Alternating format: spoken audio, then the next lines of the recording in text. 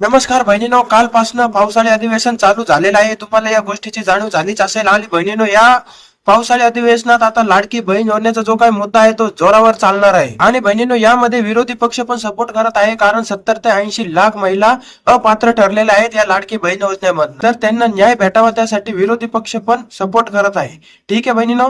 तसेच आता 24वा हप्ता कधी भेटणार आहे, या 24व्या हप्त्याबद्दल एक मोठी अपडेट समोर आलेली आहे. ठीक आहे बहिणीनो. तसेच हा 24वा हप्ता कोणत्या बहिणींच्या खात्यात जमा होणार आहे ते पण मी तुम्हाला या व्हिडिओ मध्ये सांगणार आहे. व्हिडिओ शेवटपर्यंत नक्की बघायचा आहे. ठीक आहे बहिणीनो. तर वेळ न वाया घालता डायरेक्ट आपण आपल्या व्हिडिओला सुरुवात करूया. तर काय ही पडताळणी जोरावर सुरू आहे. ही पण एक तुम्हाला अपडेट देऊन टाकतो बहिणीनो. भरपूर बहिणींनी केवायसी अपडेट केली होती आणि ते पात्र होते, पण त्यांना हे काही हप्ते जमा होईना त्यांच्या खात्यात. तर बहिणीनो, त्यांची पडताळणी जोरावर सुरू आहे. कळतंय. ही पण एक अपडेट तुम्हाला देऊन देतो. तसंच बहिणीनो, एक सामटीवर एक मोठी अपडेट समोर आलेली आहे. तुम्हाला इथं दिसत असन काय आहे, तुम्हाला एकदा वाचून दाखवतो. लाडक्या बहिणींना मोठा धक्का.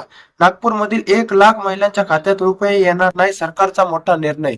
तर बघू शकता बहिणीनो, 1 लाख महिलांना अपात्र करण्यात आलेलं आहे नागपूरमध्ये. कळतंय बहिणीनो. आणि त्याचं कारण काय आहे ते पण तुम्हाला इथं दिसत असेल. काय आहे ते एकदा तुम्हाला वाचून दाखवतो. बहिणीनो, बघू शकता इथं लिहिलेले कोणत्या महिलांचा हप्ता बंद होणार. मुख्यमंत्री माझी लाडकी बहीण योजनेचा लाभ घेणाऱ्यांसाठी मोठी बातमी समोर आलेली आहे. नागपूर जिल्ह्यात 1 लाखापेक्षा जास्त महिला योजनेसाठी अपात्र ठरण्याची शक्यता आहे.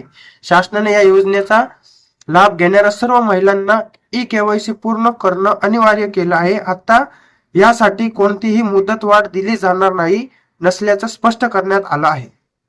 बघू शकता बहिणीनो, केवायसी मुळेच बहिणीने केवायसी मध्ये चुका केल्या होत्या, त्या केवायसी मुळेच या बहिणींना अपात्र करण्यात आलेलं आहे. 1 लाख महिलांना नागपूरमध्ये ते अपात्र करू शकतात अशी मोठी बातमी इथं सामटीवर आलेली आहे. तुम्हाला इथं दिसत असेल. कळते बहिणीनो. तसेच बहिणीनो, अपात्र होण्याचा एक हा केवायसीचा कारण आहे. तर बहिणीनो, अजून एक कारण असं आहे बहिणीनो, भरपूर बहिणींचं बँक अकाउंट त्यांच्या आधार कार्डशी लिंक नाहीये. कळते बहिणीनो. परत एकदा सांगतोय, भरपूर बहिणींचं बँक अकाउंट त्यांच्या आधार कार्डशी लिंक नाहीये. तसेच त्यांनी बँकेत जाऊन केवायसी केलेली नाहीये त्यांच्या बँक अकाउंटची.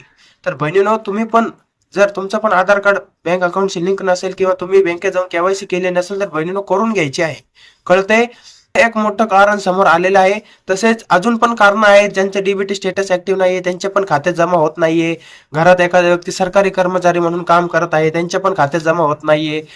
तुमच्या नावावर जर 4 व्हीलर गाडी असेल तर बहिणीनो, असे जे काही हे अपात्रतेच्या भरपूर क्रायटेरिया आहे, पण हे 2 मोठे कारण समोर आलेले आहे बँक अकाउंटचे. ते मी तुम्हाला सांगितलेले आहे. ते बहिणीनो तुम्ही चेक करायचंय. ठीक आहे बहिणीनो. तसेच बहिणीनो, भरपूर बहिणीचा प्रश्न आहे की 24वा हप्ता या वट पौर्णिमेला आपल्या खात्यात जमा होणार आहे का. तर बहिणीनो, अजून बातम्यांमध्ये तर असे अपडेट येत आहे, पण बहिणीनो अजून सरकारकडनं असं काही आलेलं नाहीये की वट पौर्णिमेच्या दिवशी बहिणींच्या खात्यात हा जूनचा हप्ता जमा होईल.